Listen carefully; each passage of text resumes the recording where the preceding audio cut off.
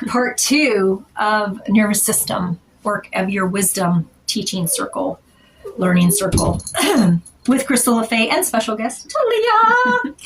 I only planned on doing 1 minute, only one 20-minute video. You can ask Talia, and then I talk a lot. So, so what you get. So if you're here with this video and you follow, congratulations. If you want to know what Crystal LaFay is like personally, this is me. I'm a lot. That's why Talia only comes around once in a while. Whatever. She only handles so much. But, okay. I just don't like leaving my house. Me neither. And we live right around the street from each other. We're like, I miss you too, but neither of us are leaving our house. The coldest days of the year, I This leave. day is like -2 right now. Okay, anyways, so let's, before I tell the story, let's do an activity. So I'm going to let Talia, you can go ahead and shuffle these any which way. And this is from the Vagus Nerve Deck, 75 exercises to reset your nervous system. And I'm going to share the link. I think I already did in the first video. And you can get the deck for yourself and help regulate your vagus nerve. All right. Which helps regulate nervous system. Box breathing. I love this activity. Have you ever heard of this? No. I love it. All right, so box breathing. Box or square breathing is a technique designed to promote relaxation, reduce stress, and enhance focus.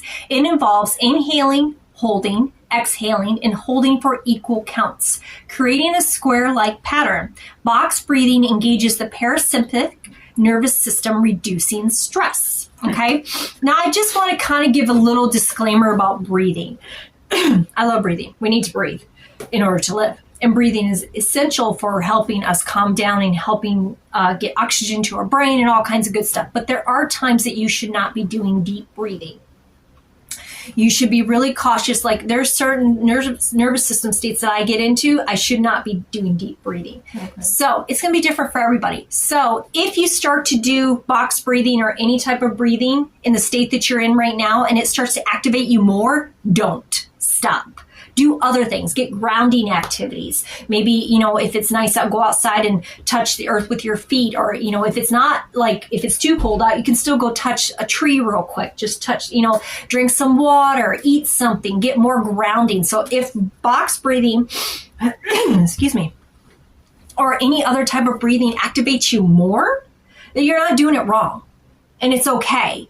That's okay. And doesn't mean you can't do it at a different time. It just means in that moment, your nervous system doesn't need that breathing. It needs something else. It needs something more grounding. So figure out what works for you. And it's going to be different for everybody. Okay, just 1 second. All right, I've been talking too much is what it is. All right, so let's do some box breathing. So what you're going to do, let me tell you steps first and we'll do it together. So you're going to inhale deeply through your nose, counting for 4 or any count that suits you. So let's just do 2. Let's just make it easy. We'll do 2. Hold your breath for the same amount. Exhale slowly and fully through your mouth for the same count. Take a pause without breathing for that same count. Continue this pattern for several cycles. So we're just going to do 2, 2, 2, 2. And 2 cycles. As you become more accustomed to the practice, you may want to increase the number of counts or decrease depending on the situation. I always listen to your body. So let me kind of explain it as we go. So what we are going to do is we're going to inhale deeply through our nose for 2 counts. And then you're going to hold your breath for 2 counts. Then you're going to exhale through your mouth fully for 2 counts. And then you're going to pause for 2 counts. And then you're going to do it again. Okay? Does that make sense? All right, I'm going to hold up my fingers for you to show you. So we're going to inhale deeply through our nose for 2 counts. Hold for 2 counts. Exhale slowly for 2 counts. Take a pause, 2. And then let's do it one more time.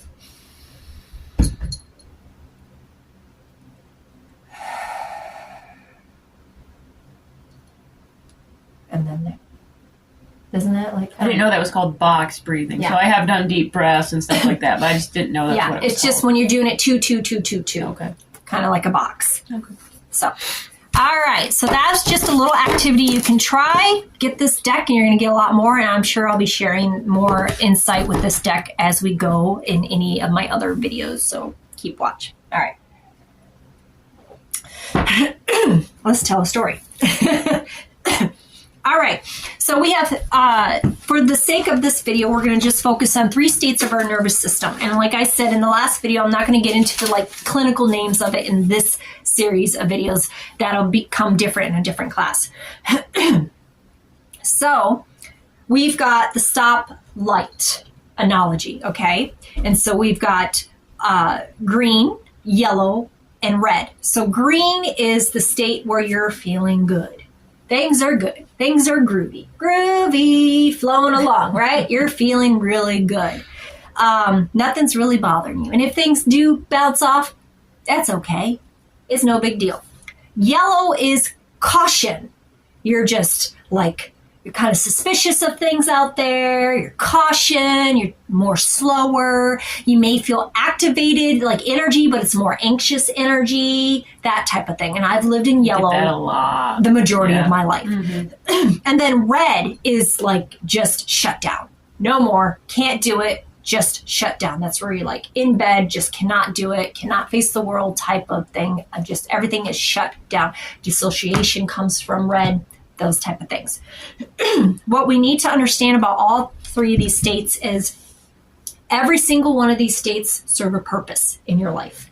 You cannot just stay in green all the time. It just doesn't work that way. I would love to be able to be in green all the time, but it doesn't work that way. Our nervous system states need to go in and out. It has to. It has to.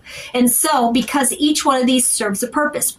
Green is where we're mellow and we can enjoy our life and we can, get things done and we're, in a good state. Yellow helps us be cautious. It helps us protect us and be safe and just be like, okay, should I go here? Should I not go here? It serves a purpose. Red is sometimes we need to shut down. Sometimes we need to rest. Sometimes we're going too much and we just need to shut down. Sometimes trauma is coming at us and we can't handle that trauma. So the best thing to do is to shut down. So we have to be able to go in and out of these states. The trick is not to get stuck in any of these. Trust me, if I'm in green, I want to stay in green.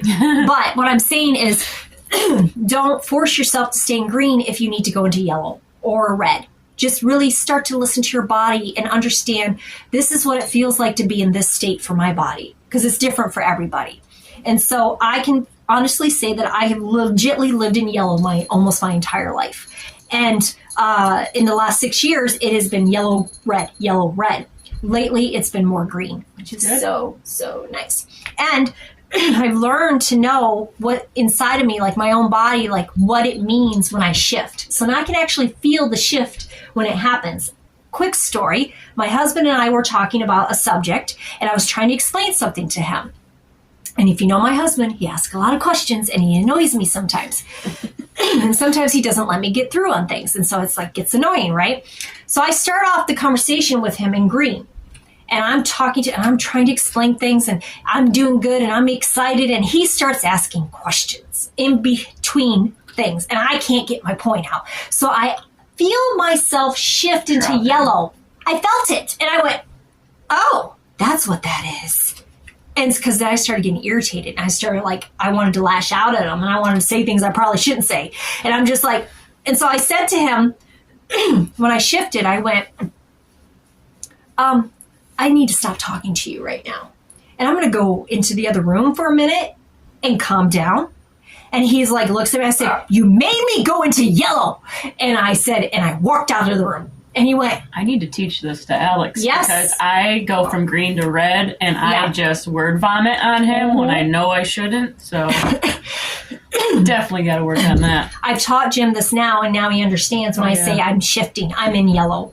And he knows that that's when I need, okay, I'm done. I'm done. I'm in yellow. Even if I say I'm done, and he's like, what do you mean? I said, I'm in yellow, or I'm about to go into red. And he goes, oh, okay.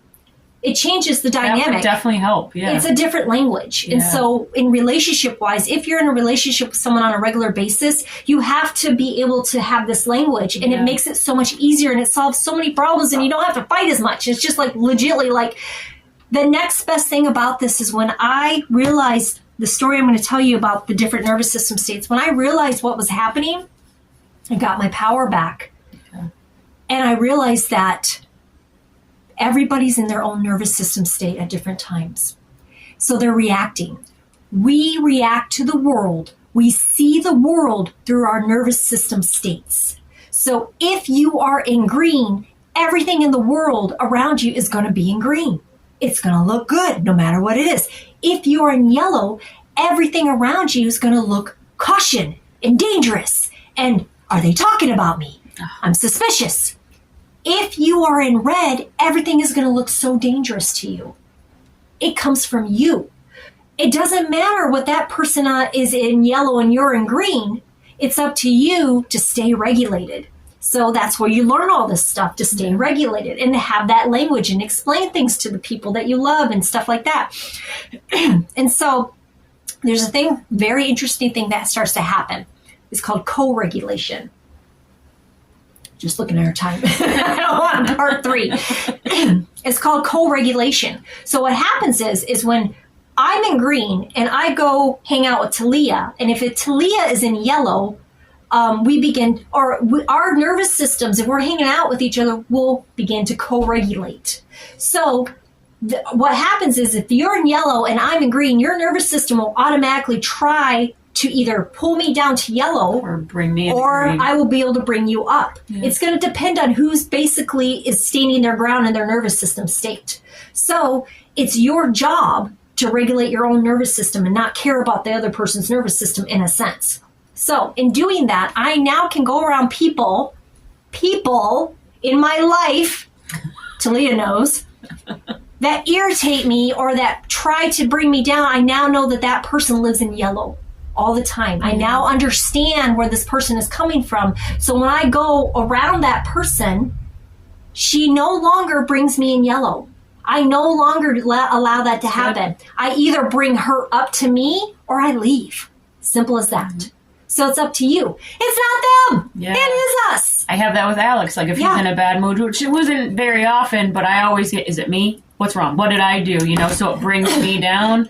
Or I shouldn't even feel that way because it has nothing to do with nothing me. to do with you. To stay up here. You stay up here and allow Try them to bring him up instead of bringing me down. And it's not even trying to do that because then you get into this whole control thing. It is just maintain your ground and do the things that you need to do for you, and their nervous system just automatically links up, and it will either go or link up. Yeah. And then the next step is respect and honoring the fact that maybe he is in yellow and you can't change that. You can be an example. You can regulate your nervous system, but he's going to have to change that. Mm-hmm. And that's where education comes in. Now you can teach him this. Right. And so now he can say to Jim and I use the colors all the time now. I'm like, I'm in red, leave me alone. Okay. Such a good idea.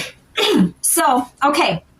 Now, this is kind of like a meditative activity, but it's like a visual thing. So I just want you to visualize, okay? You don't have to close your eyes if you don't want to. You can if that's easier for you to visualize. So I just want you to visualize a room that you're going to go into, okay? There's a door, and on the inside of this room, there is a group of people that you know.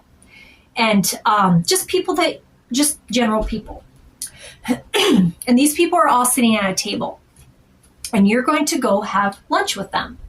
And so you have to go through the door and you have to go have lunch with them. Now, I want you to think about what it feels like to be green in your nervous system. Feeling good. Okay, you're green. Everything's good. It's cool. You open the door and you go eat lunch with them. You're sitting at the table. You're in green, having good conversations. Everything is cool. You're not worried about anything. You're probably, even where your nervous system state is going to determine where you sit at the table.